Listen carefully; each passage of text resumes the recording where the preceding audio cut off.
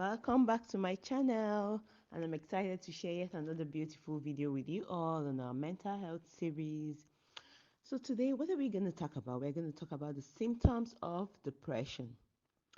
And as you all know, being happy isn't the same as being depressed. Yes, depression is basically when you're feeling some kind of way, when you're going through a rough time, or when you're having a bad week, or when you're going through a breakup, or going through life challenges. It could be anything really. There's really nothing. When just something is not going on well, and then it's getting you really overwhelmed. So there are specific symptoms that help us to know when we're actually depressed, and so that we can actually differentiate this mood or this state of mind or this mental health state from sadness, and which we would normally experience from time to time in life. So if you're new to this channel, please hit the subscribe button, like this video, and drop a comment. And it will also be really great if you can share this video with your friends. One of the major symptoms of depression is loss of interest. You just suddenly begin to lose interest and withdraw from activities that you once do, your work, your sports, your hobbies. You're not excited about it. You're just struggling. You're just counting hours and letting the day pass by.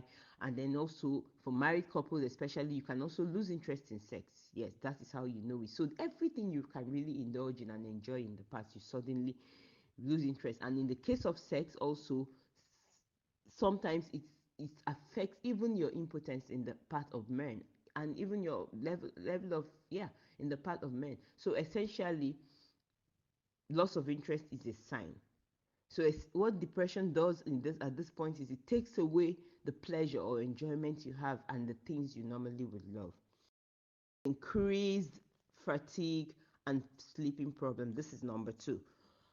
Depression mostly comes with a lack of energy, an overwhelming feeling of fatigue. I mean, you haven't even done nothing and you wake up and you're just tired. You don't even want to do anything. You don't even feel like you should even go anywhere. You don't even feel like you should engage on any task.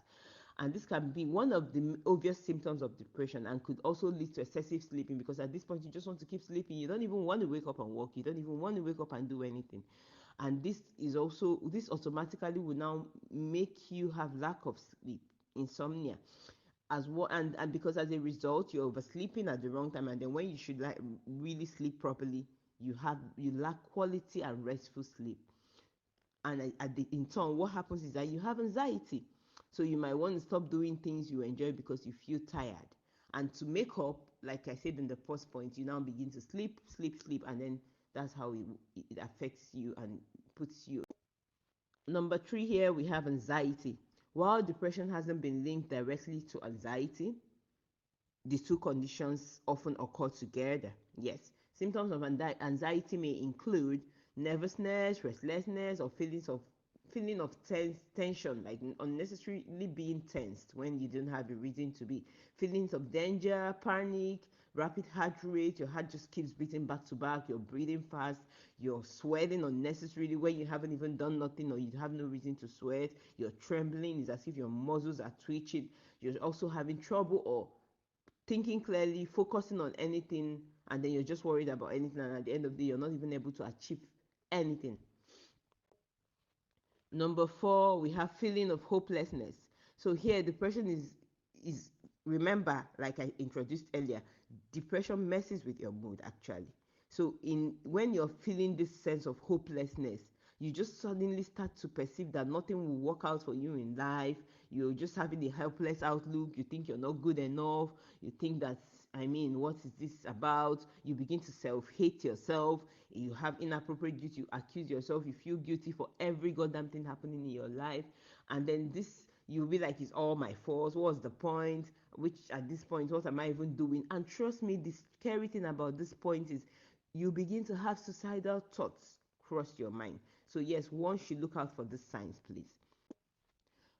So the fifth point here is irritability. So you suddenly start feeling irritated. You want to escape from reality. You want to do things that are very risky, scary. In fact, things that actually normally will not be normal for you to do. You or suddenly start having misplaced anger.